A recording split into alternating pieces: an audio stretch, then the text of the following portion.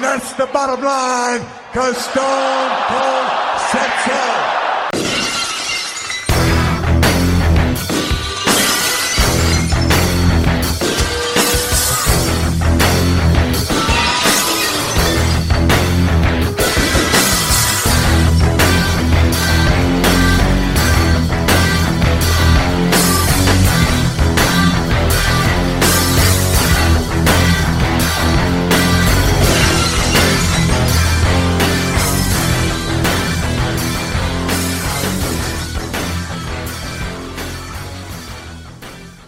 Welcome back to the Bottom Line Wrestling Cast. This week we have a special edition episode, and it's the Stone Cold Top 5 of 1997. So we've put in another year in. We did the Stone Cold Top 5 of 1996 a couple months back, and we've made it through 1997. So we're going to break down our favorite moments in matches or feuds or whatever from Stone Cold's 1997. I'm excited to just break down this year. I'm Mike Prue. JV, my boy, how you doing this night?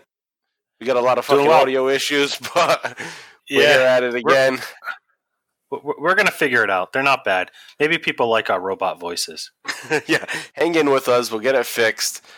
We're working our asses off, and we don't have, obviously, a lot of time to do it because we work fucking jobs and we have lives too. I mean, we want to give you the best, of course, and we'll get you that, but we're just... we're just two guys that want to talk about Stone Cold, and we can't get everything fixed like that.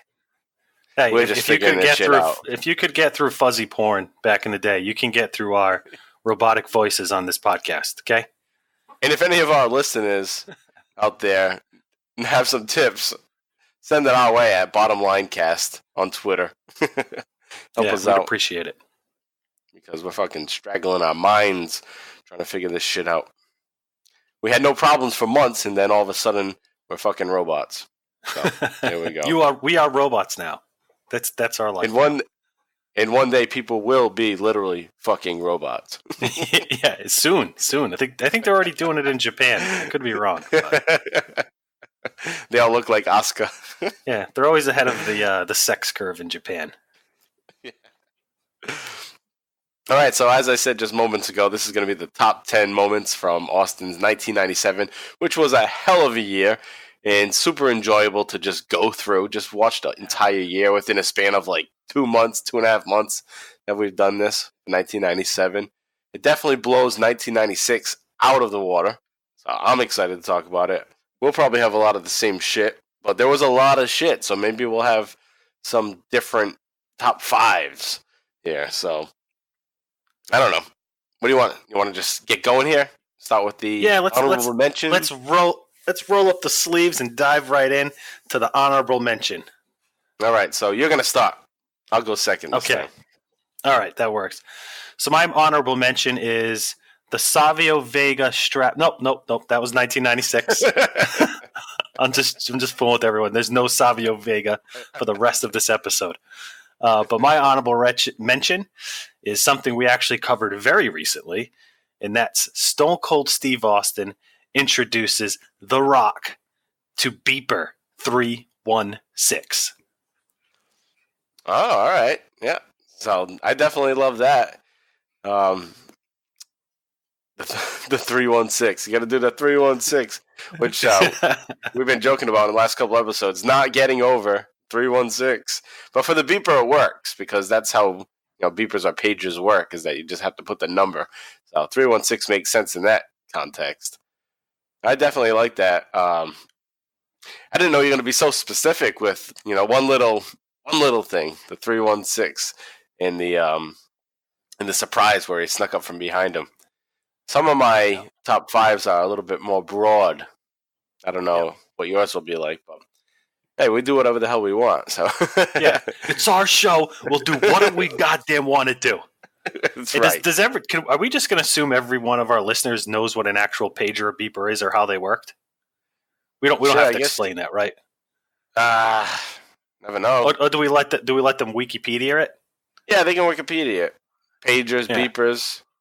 Basically, it was before cell phones. It was like a on-hand answering machine, except that you couldn't leave a real message.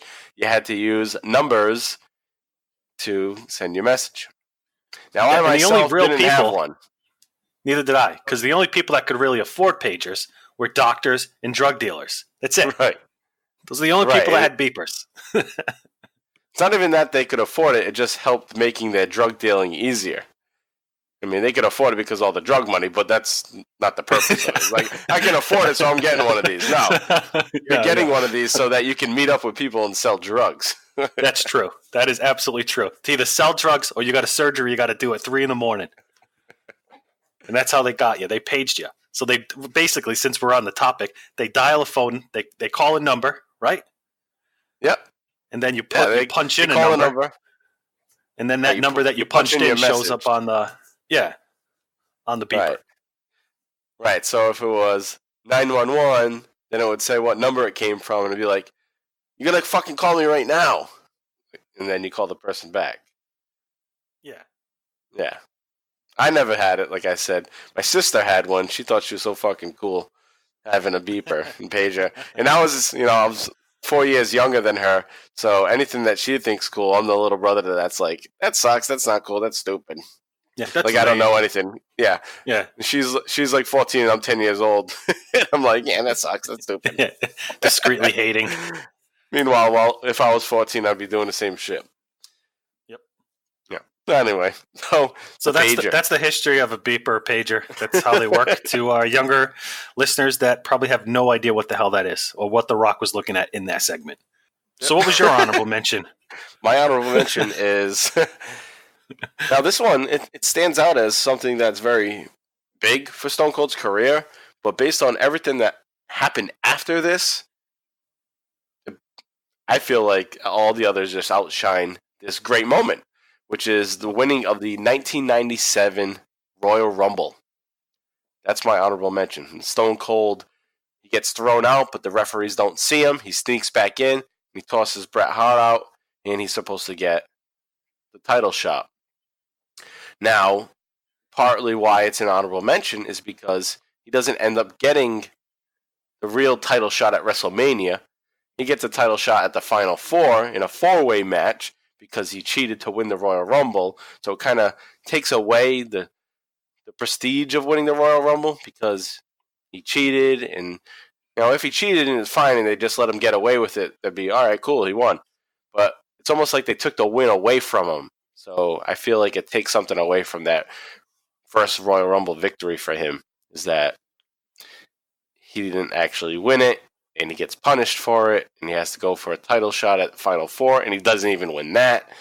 So, it just kind of poo-poos the whole Royal Rumble victory in my eyes. So that's my honorable mention, is the Royal Rumble. Nice. So let's get into it. Top 5 now. What is your number 5? So my number 5 is January 19th, 1997. Stone Cold Steve Austin wins the 1997 Royal Rumble in HBK's hometown of San Antonio, Texas. And I actually agree with every point you just made. So I don't really have much to say to really add to that other than just, I guess a refresh for everybody is Austin was eliminated by Bret Hart during this match, but snuck back in the ring while the officials were kind of distracted, I guess. And, so yeah, he actually comes back and wins. Chainsaw Charlie. No, not yet. Wait, who the hell was it? It was Terry Funk. It was Terry Funk. Terry Funk. Yeah. Terry Funk and Mankind were fighting outside the ring and distracting all the refs. They were having a brawl, and that's when Stone Cold got bust out. Nobody saw it, and he had 10 eliminations in that. So I think just on that merit alone, it's kind of a big deal for him. So that was enough for me. That was kind of like that's what got him into. That's what got this moment into my top 5 as number 5. All right, and I also want to point out. So we both have that already mentioned, Royal Rumble, 1997. But I do want to point out that you can check out our previous episodes for anybody that maybe is listening to us for the first time. And you're just checking out this episode. It's a short one, so maybe you're just testing this out. You can go back into our previous episodes and go to episode 6, and we go into detail about the build-up to Royal Rumble. And then we also have the watch-along for the Royal Rumble, where we just talk about everything that's happening in that match. So that's 2 episodes that you can go back and check out about Stone Cold winning the Royal Rumble. All right, so that brings me now to my number 5. My number 5 is going to be the build-up and the match of the Canadian Stampede, where you had a weird tag team, but it was a hell of a match. It was the Hart Foundation against Goldust, the Legion of Doom, and Stone Cold Steve Austin. It ended up being a hell of a match, and the crowd really makes it so memorable. It's just a crazy crowd, and they just pop in off like crazy. Stone Cold goes nuts at the end. He's not going to let the Harts get him down, even though they won the match. It ended in Owen Hart giving Stone Cold a sharpshooter. So Austin takes the loss there, and he's still not just going to give up, though. He's going to come back and get attacked, and you have all the Harts attacking him, and he's going to get handcuffed, and he's going to peg off everybody, even with his handcuffs on. So that's a classic moment from Stone Cold right there, and just great atmosphere. I love going back and watching that. And we talked about that in episode 12, which is called the Canadian Stampede. So definitely worth going back and checking out the build-up to that match. It's one of my favorite moments from 1997, is just that whole month leading in. June to July was perfect. It was awesome. But there's better shit that comes, so obviously, it's not my number 1. But good stuff there. For sure. All right. So what do you got next? So for number 4, I have Steve Austin defeats Owen Hart for the IC title on August 3rd, 1997 at SummerSlam 1997. Best known as Owen 316 says, "I just broke your neck." So this is the match where Owen Hart delivers the botched pile driver that kind of takes Austin out of commission for a little bit, and obviously ends up being an injury that kind of lingers with him throughout the rest of his career, really. Really? So that moment is just, and probably up to this day, I'm sure he's probably still feeling that on some mornings. But just memorable. I mean, that kind of changed the way that WWE allowed their performers to use the pile driver, I think. I think from that point on, they kind of, it was a red flag anytime a wrestler wanted to use the pile driver in a match. And, this set up a great, feud between the two wrestlers here, and also helped. I just think the fact that they had to figure out a way for Austin to do other things since he wasn't going to be able to wrestle as much. This kind of, as much of a negative as it was, he, made a lot of positive light out of it. So even though he wasn't wrestling, WWE was WWE he was able just to develop his character more. Well, I'm in total agreement, because that's my number 4 also. Is nice. The broken neck. Unfortunate, obviously, the circumstances you just explained, but it did lead to some great segments to come from Stone Cold, where, as you had said, it kind of let him create his character and get out there and do some comedy bits, and just skyrocket to who he became. So I mean, he was already on that path anyway, but this gave him just the focus on promos, and he shined during that time. So we talked about this in episode 14, Broken Neck, so that's one of our recent episodes, and definitely a pivotal moment in Austin's reality, his real life, and it did change the WWF at that point too. So very historic moment in the year of 1997 with that broken neck. All right, so let's move on now to number 3. So that was a quick one there, because we both had the same exact thing. Yep. What do you got for 3? So for number 3, I have Stone Cold Steve Austin takes the IC title for a swim, December 8th, 1997, which we also recently just covered, and that was on an episode of Monday Night Raw.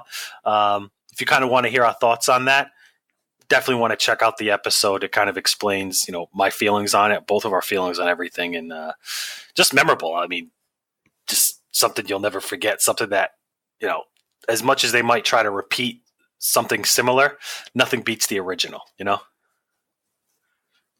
Oh, definitely, for sure. All right, so you want me to jump in now? My number 3? What you got? All right, I think we're getting pretty close to the same shit here, but Yeah, I think we're going to have the same final 3. Is this your number 3? This is my number 3 now. No. That wasn't my number 3. That's close. So I'll get to that in a second. My number 3 is the month of September, where Austin stuns Ross, then Lawler, and Sargent, and then finally culminating on that September 22nd, 1997 episode of Monday Night Raw, stunner to Vince McMahon.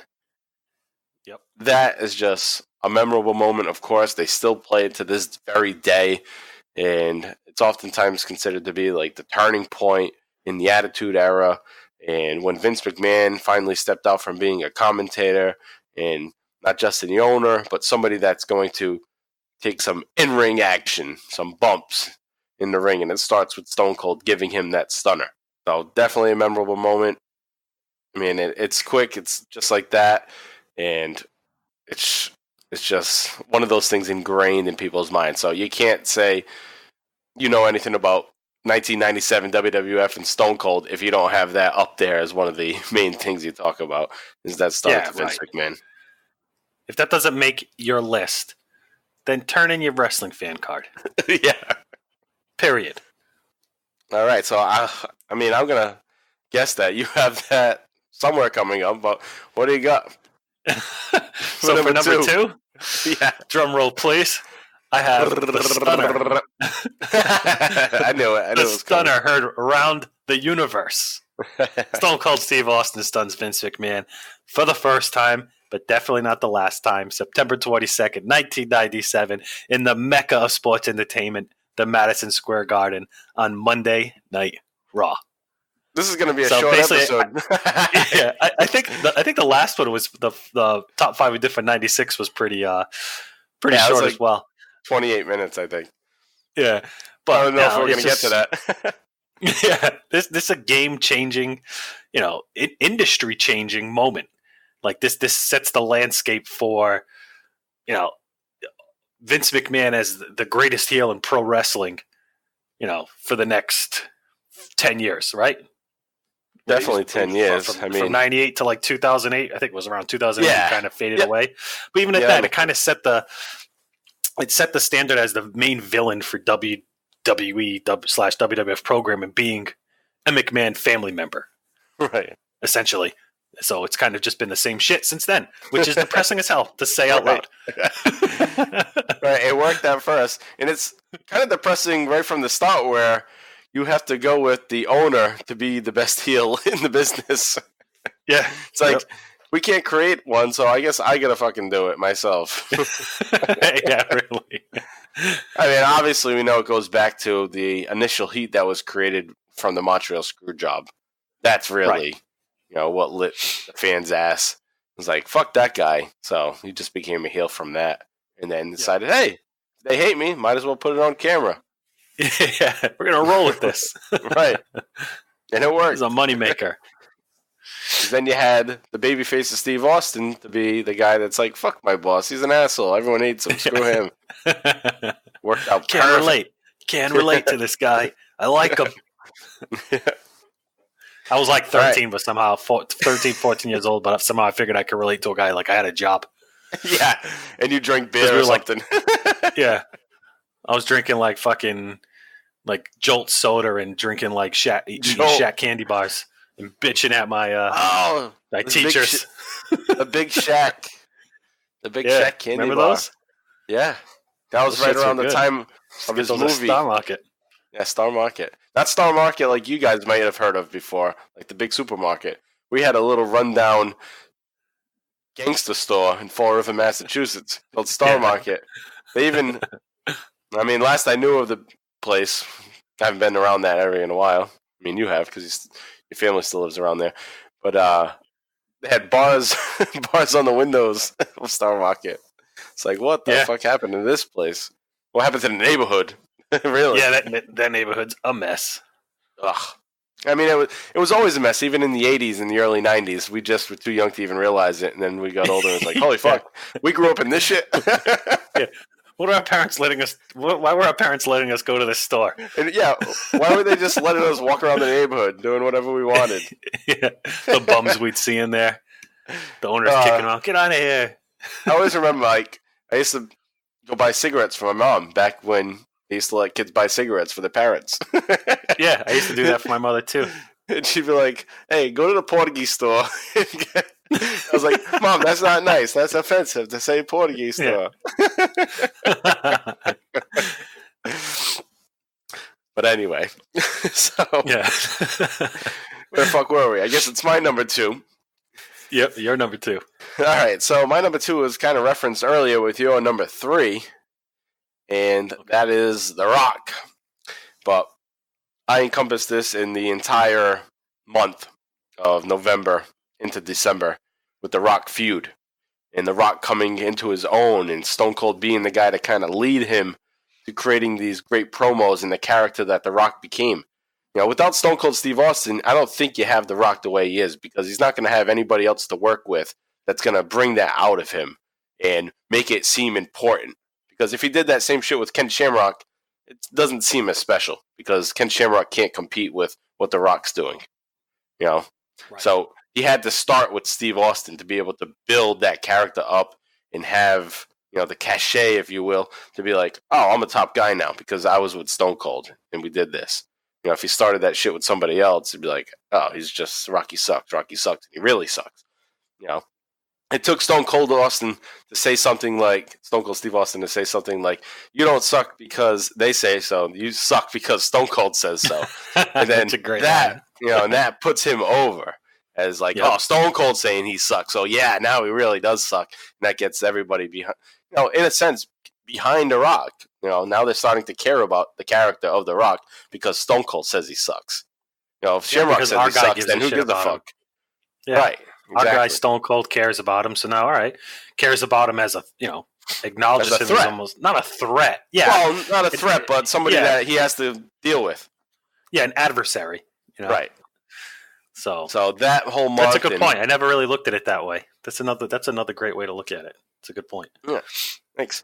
So that whole month is just excellent shit, and we know where it goes from there. So this is the beginning of it. So that is some great shit at the end of 1997, and we have 2 episodes on that feud, and they just came out. That was the People's Champ, which we just released this past week, and the previous week was Rocky Sucks. That's episode 17 and 18. So if you want to hear more about the Rock feud and hear some promos and what we had to say about it, go back and check out episodes 17 and 18.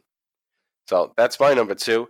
And now we are here to the number 1. And I haven't said it yet, and you haven't said it yet. So this has to be the same number 1, unless I fucking totally forgot something. But what do you got for number 1? For number 1, I have Stone Cold Steve Austin versus Santa Claus. No, kidding. Number 1, Bret Hart defeats Stone Cold Steve Austin, March 23rd, 1997, at a very crappy WrestleMania 13 at the Rosemont Horizon Center in Rosemont, Illinois. All The right, greatest so double turn of all time. And if not, before you continue, though, arguably the greatest match of all time. Oh, sorry. No, before you continue, let me just say it's my number 1 too, so we can just talk about it together. Okay. All right, You go first, bud. you already started. You go. Well, that's all I really had.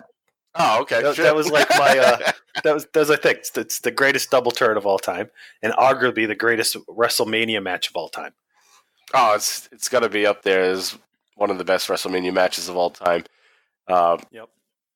I think it's my favorite match of all time. And I said that on the episode 8, and I said it on the watch along too that we did for this match. So check Yes, you those did. out. Yep. And it's my favorite match. It's great. It's Stone Cold at his best because this is before Stone Cold gets injured. He was a technical wrestler, and Yeah. he still had the swagger, and he was a badass already at this point. He's actually a heel. You know, and he's heel. I mean, he's getting over. He's getting popular, but he's still saying he's a heel. Like, he's Mm-hmm. Steve Austin is the type of guy that cares about, you know, if I'm a heel, then I need to still be a heel. I'm not going to just give in to the fans. Numerous times leading up to this, the fans would be chanting and happy for him and shit, and he would just tell them to shut up in the crowd, just to make it a point that, hey, I'm not a babyface. Shut your mouth. I'm a bad guy. So he's perfect in this match. And then Bret Hart is totally excellence of execution in this match. He's flawless. It's, like I said, damn right, it's the best match that there has been on pay-per-view. There's probably been matches that I haven't seen that are great or whatever the fuck in Japan and shit. But this match is the best that WWF has had to offer, in my opinion. Yeah, it's not my best, but it's definitely a lock in my top 5, probably top 3. I mean, you can't. As I say, it's arguably the greatest WrestleMania match of all time. And it's such, like you said, such a shitty WrestleMania. It saves the show. Terrible card. It's the only reason why you would ever watch WrestleMania 13 again, is to get to that match. Did we do a watch along for this one? Yeah. Yep, we did. I think we did, right? Yeah. Yeah, we did. Yep. So, listeners can go back and check that out if they haven't yet either. So in addition to, because we cover the episode we cover from an episode perspective and the watch along. So feel free to check those out. Yeah, so I guess that concludes our top 10 of 1997. Now, I was thinking, maybe we should have, compiled, 96 and 97 and see where all the shit from 96 falls. If we were to now just say top 10, where would they fall into? Maybe we'll do that with the next time. Maybe we'll do that with 98, kind of create a ranking based on our previous rankings. But if I had to guess, every 3 years, because he retires as a performer in 2003? 2002, I think he has his last match. It's against The Rock. Yeah, so if I say every 3 years we do a consolidated list, and then, I'm sure at the end of the show, at the end of our run here, covering his career, I'm sure we'll do a top 5 all time. Yeah, of the whole year. Of the whole career, yeah. Yeah. But I'm down for that. So, come 1998, when we hit 98, we do our top 5 moments of 98. Yep. Oh yeah, we'll do the 5 for 98, and then we'll just take our top 5s from the 3 years and just put them in order. Yes. Yep, that's what I'm trying to get at. That's exactly what I was trying to spin there. So yeah, that'll be to come. 1998's a long year. There's a lot of shit to cover this year. It's a full year of Steve Austin, who's on top during 1998. So it's definitely going to be exciting, and there's going to be a whole lot of top shit to talk about. So we'll be looking forward to that. So any closing words, JV, before we head out? No closing words. Looking forward to start covering 1998. Like you just said, there's a lot more going on. We just had a small taste of The Rock and Stone Cold. And I believe there's a lot more of that to come around the middle and end of 98, if I'm not mistaken. Yeah, towards the end when they, of 98. Yeah, they kind of reignite their fuel, reignite their flame. So we end 97 really with Stone Cold and The Rock. And if my memory serves me correct, we also end 98. We'll be ending 98 with Stone Cold and The Rock. And then, everything from here on out is just, the best that WWE has ever had to offer out of their product, in my opinion. Right. It's the true Attitude Era in 1998. Yep. So you're starting to see it happen here in 97 with DX and Stone Cold, but it's really going to just run wild in 98 where everybody's involved in controversial type angles. Yeah. Even the mid-carders, the show openers that are just all involved in some crazy wacky shit. And every wrestler has super a story. Mainstream. Yep. That too. We got Mike Tyson involved, and it just blows up. It's kind of like everybody. It's kind of like loves wrestling, right? It's like the '80s again. It's like Hulkamania, But our boy Stone Cold is Hulk Hogan this time. Yep. What a difference. Yep. All right, so that's going to conclude. Actually, I'm just looking at the time here, and we just outdid our last top 10s, our last top 5, rather. So, hey, we made the most of it here. So, next week, okay, so you listen to this on Saturday or at some point, whatever. This Wednesday coming up on our regular episode, which will be on January 30th, we'll be covering Royal Rumble 1998. We'll be heading into 98, and we'll be covering an episode that we have called Marked Man, because Stone Cold Steve Austin is a marked man heading into the Royal Rumble. So we'll be covering that next week, and we'll also have a watch-along to go along with that next Saturday. So a week from this episode dropping, we're going to be doing another special edition for a watch-along of Royal Rumble 1998. Thanks, guys, for listening. Hope you enjoyed our top 5. Feel free to share your top 5 on Twitter at BottomLineCast. Let us know what you think. And if we forgot anything, if there was a moment that you really liked that we didn't talk about, please hit us up. Tell us, your list sucks. This is what the list should have been. We need some interaction. We want to hear from you guys. You just want to hear us? No, we want to hear from you. So get on there. Get on Twitter. Tell your friends. Spread the word. The Bottom Line Wrestling Cast is going to spread like Hulkamania, but for Stone Cold. And that sounded like fucking shit, but whatever. You get the point. Yeah. I'm Mike Prue. JV, closing words. I'm really looking forward to the next episode and the Royal Rumble watch along. I'm very excited for that, so I hope everyone is as excited as I am to kind of relive that moment. I was kind of hoping you were going to say, that's the bottom line. That's coming. It'll come. All right, so that is the bottom line. Thanks, guys, for listening. So long.